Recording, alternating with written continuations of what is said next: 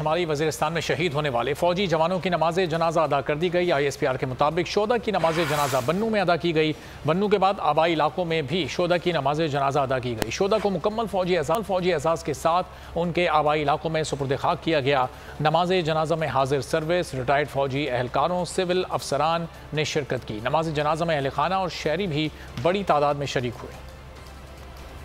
ہوائے نفس کی ہے حکمرانی، لٹیرا کر رہا ہے پاسبانی۔ بول نیوز کے مارکیٹنگ ہیڈ آکاش رام تاحال لاپتہ، تفتیشی ادارے جواب دینے سے قاصر۔ اہل خانہ پریشان، بیٹے کی جدائی میں ماں غم سے نڈھال۔ جو بچو ہندو پر آئے تھے جو کو پاکستانی، مجھے مہربانی کرے پنجو آکاش واپس کیو۔ امریکی سینٹ میں کانگریس مین کی آکاش رام کے اغوا کے خلاف پرزور مذمت۔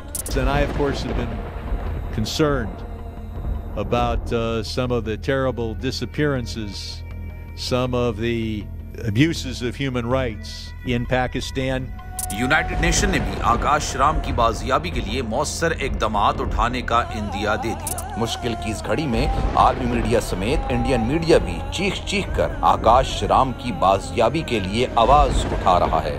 عالمی صحافتی تنظیم اور انسانی حقوق کی عالمی تنظیموں کی بھی آکاش رام کے اغوا کی مذمت۔ اف کیا ظلم ہے، بول انصاف کا منتظر۔ سبسکرائب کریں اور بیل دبائیں تاکہ کوئی خبر رہ نہ جائے۔